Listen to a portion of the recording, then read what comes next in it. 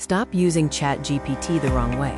With one tiny change to your prompt, you'll get dramatically better answers. Here's the before and after. Most prompts fail because people type a question like it's a Google search. They are too vague, lack format, and include no examples. The AI has to guess what you want. A bad prompt like "write me an email about being late" gives you a generic, robotic, one-size-fits-all answer.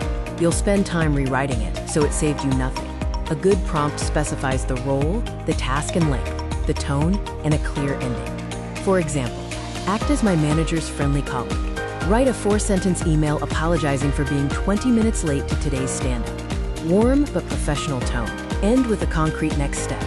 Use this 4-part formula every time you open a chat.